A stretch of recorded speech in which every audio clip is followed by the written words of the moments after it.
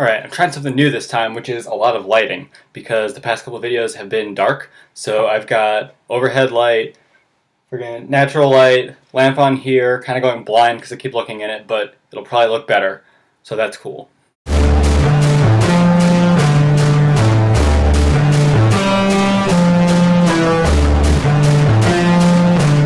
Hello, and welcome to the third episode of The Music Consumer, a show where I eat music and talk about the results. Before I get into the episode, I want to say one thing, which is that I do not script these episodes at all, which is why they're kind of all over the place. What I do is I write out a list of all the topics I want to talk about, and then I just kind of go down it and say all the things that I want to say for each topic. So that's what we're going to do today, and that's what we're going to do every day. Yes. So there have been a lot of really good releases over the past week, so I want to kind of just talk about a couple of them. Number one, the new Cloud Kicker album. What is it called? Subsume. It's called Subsume. It's a really good kind of like progressive metal gent album. I'm thinking about doing a review on it, but I don't know if or when that will happen, so I guess look out for that if it ever happens. Also, the new Naked and Famous album, In Rolling Waves, I actually remember the name, is pretty freaking good album. Their first album I've kind of been obsessed with since it came out in 2010. It was this blend of some really synth pop, dream pop, a little bit of industrial, some alt rock, with a really strong female vocalist and a lot of just synths and electronic drums, really 80s inspired. Their new album kind of builds upon that sound in a lot of more atmospheric ways, with a much better production. The production on this album just makes me want to cry tears of joy. And just a lot of really strong songs, great lyrics, great melodies. It might actually be my album of the year. It's probably my album of the year. And the third album that came out this week that I really liked is the new MGMT album, which is called MGMT. It's pretty weird. Ever since their debut album, this band has been trying to get away from their more pop-influenced sound because they don't want to just keep riding that wave of publicity that kind of happened when Time to Pretend and Kids came out, and instead, with each subsequent release, they've been just going weirder and weirder into more psychedelic, different kinds of electronics, some more ambient stuff.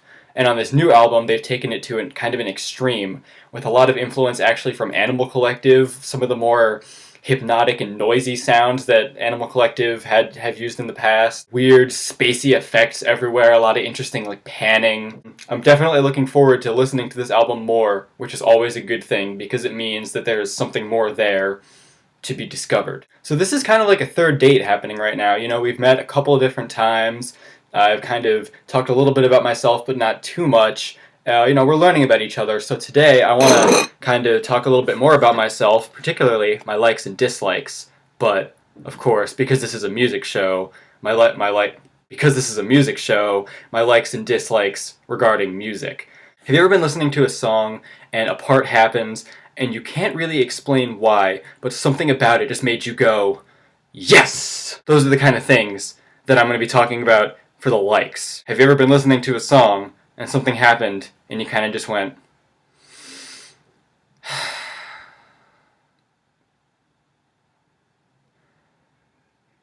those are the dislikes. So let's just run through some of those. Transitions between songs.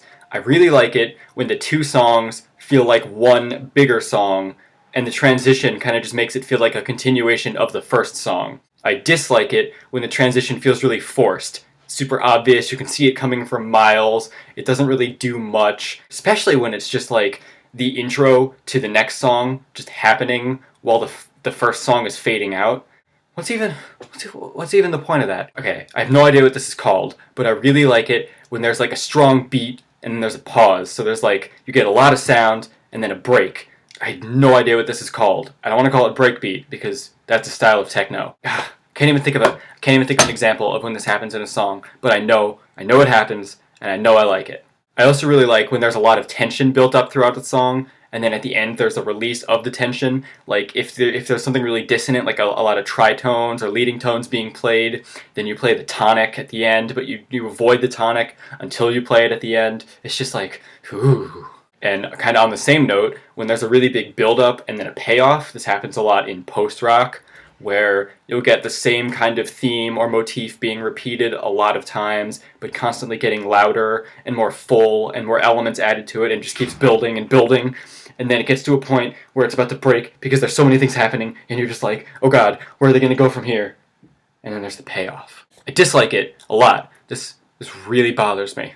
When you have a song that just has a super amazing, awesome, the best thing ever pre-chorus, and then you're super jazzed for the chorus, you're like, yes, this is going to be the best chorus. And then it's not the best chorus. It just gets you so pumped up, and then you're just so let down. You're like, why would you do that? I also really just dislike it when I feel like I've heard the chorus before. Like, hey, the chorus of this song kind of just sounds like the chorus of this other song by the same band on the same album one track before. I always love when like the first couple times you hear the chorus, it's like quiet and like subdued, and then the last time it's like super loud and all these things happening, and you're like, whoa! I also like it when that happens over the course of an entire song.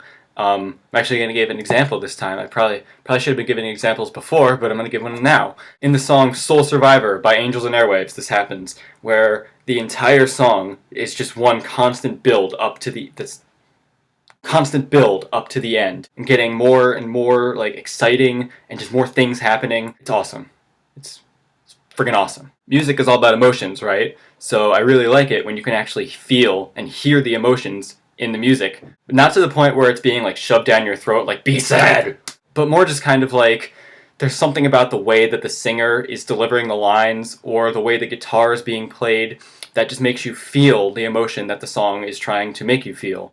I hate when a song just sounds the same, like it's just A, B, C, B, which is the different sections. It can be done well, it has been done very well in the past, but I really like it when they change it up, maybe skip a chorus at one time, or have like the first verse and the second verse follow a different formula, and then like a bridge, like another bridge, and then like something different at the end. And speaking of different at the end, I really like it when you have a song, and then like when the song ends, there's like a different song at the end, but it's like short, like almost an interlude, but it's the end of the song. Again, an example of this would be the end of Only Shallow by My Bloody Valentine, where you've got the song and it like ends, but then it goes into this other section. I'm definitely a fan of experimentation. I like hearing things that I haven't heard before, like things done in new, interesting ways. But if you're going to experiment, just please don't get lost in it. Don't experiment so much that the song is the experiment and there's no other song there. Like there's no song? I feel like this is what happened over the course of the entire album, Centipede Hurts by Animal Collective. Guys, we know you're experimental. I've heard Dance Manatee. I know. And speaking of songs getting lost, I also don't like it when the production just overtakes the song to the point where there's not even a song. The song shouldn't have to rely on production alone, which is what I feel happens a lot in modern pop music, where you've got this song that's just these really simplistic lyrics, you know, the same four chords we've heard a billion times, and the only thing that's even the slightest bit interesting about it is the fact that there's some interesting production on the song, like a weird synth line, or like some noise in the background or something, that's kind of just taking this boring song and giving it a fake sense of importance and interestingness. A lot of times what happens when a song has too much production is also that the song itself feels a bit toned down. The loud parts aren't as loud, the quiet parts aren't as quiet. Everything is kind of just in this weird middle ground, and this is something that I feel most modern rock suffers from. If the guitars had the appropriate punch, if the drums were loud enough, if the screams were loud, if the quiet parts were super quiet so that you have to lean in to kind of hear them, and then when it gets loud again, you're like blown back. That's what I want to hear. That's what I want to hear. Don't have it all be smushed together in this weird, no dynamics, just mush, because that's boring. Which kind of a little bit brings me to my next point. Not really, but I'm going to pretend that it does. Honesty. A song needs to have honesty.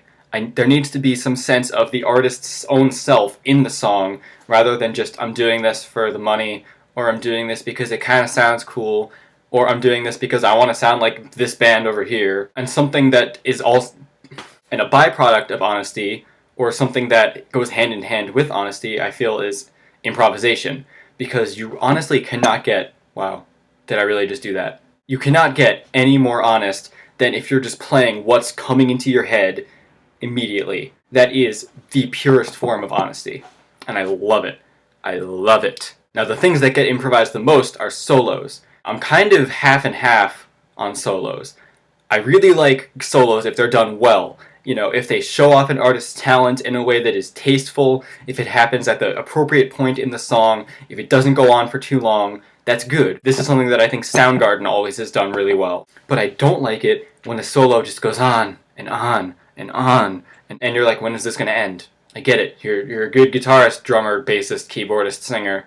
You can stop doing the guitar, drums, bass, keyboard singing now. If done well, interludes and instrumentals on albums can be amazing. They can be these like either periods of rest between the longer songs, especially if the songs can get lengthy. They can provide kind of a string connecting the songs together. Instrumentals can provide a break from vocals, or can kind of give a glimpse into the instrumentation behind the songs that the vocals can sometimes mask. But a lot of bands seem to just be arbitrarily throwing these in, like, well, our album needs an interlude because it just needs an interlude.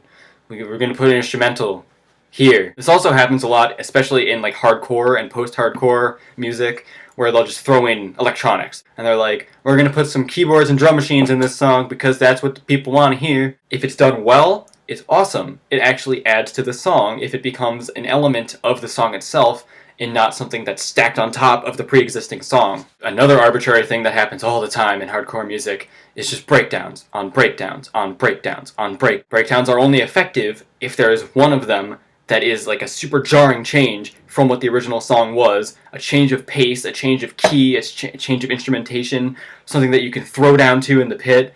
That's a good breakdown. Hey, we're gonna put a breakdown here, and we're gonna put another breakdown right after it, but it's a slightly different breakdown. It gets freaking boring. Sometimes songs can get really long. Now this can be a good thing or a bad thing. If it's the kind of long song where it has a lot of hypnotic, repetitive sections, it can be a really freaking cool thing when you just get lost in the song and there's like something slightly different happening at all times and you're just kind of in the music, like feeling the music, like smelling the music. That's freaking awesome. I wish more bands would do that. But if you have a long song that's just like, hey, there's this section, and then there's also this section, and then there's these other sections, but then we're going to go back to this section, and then we're going to play through another section, but then do a different section. That's getting lost in a bad way, because you're like, where is the end? There is no end in sight. Where am I going? What am I doing with my life?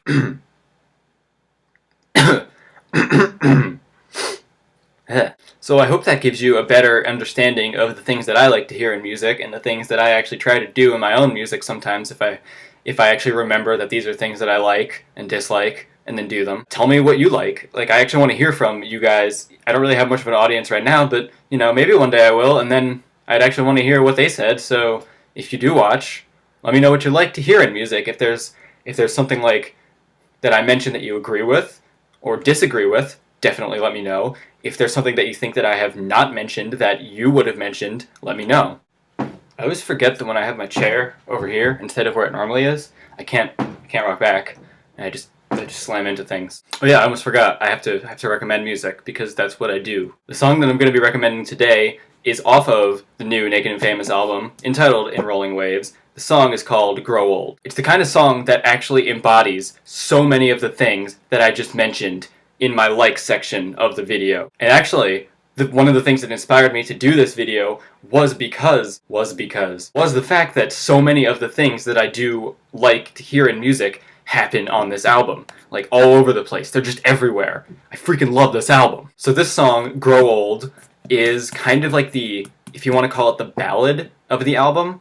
It's definitely an emotional high point. It starts off kind of quiet with a lot of synths and things. Well, at first it kind of sounds like it's going to be a semi-generic synth-pop ballad type song. There are so many things that happen that set it apart from every other synth-pop ballad I've ever heard. It doesn't have a super obvious, like, quiet, and then a bit louder, and then a bit louder, and then quiet for dramatic emphasis-ness, and then super loud at the end. It goes through all these different kind of, like, they're the same sections, but there's something different about them each time. There's this weird effect on Tom's vocals that kind of just makes them a little bit hard to understand at first, but when you read the lyrics along with it, it makes everything just so much more impactful. Just to have so much more impact, I guess would be the way to say that. All this tension gets built throughout the song, and then when there's finally a release, there's nothing you can do but just sit there and enjoy it. There are honestly not that many songs that have left me speechless after hearing them, and this was one of them. I cannot express how much I love this song, and this band, and this album. Ugh! Okay. So yeah, you should definitely listen to the song Grow Old, and if you like it, listen to In Rolling Waves. Please listen to In Rolling Waves. And you should also definitely listen to the first 2 EPs that this band put out, No Light and This Machine, and you should also listen to their debut album called Passive Me, Aggressive You, because it's still really good, even though In Rolling Waves just completely blows it out of the water. Waves. Okay, this was kind of a really super long episode. I'm gonna go now because I have things to be doing and sights to be seeing and all those other cliche things. So, like, buying stuff.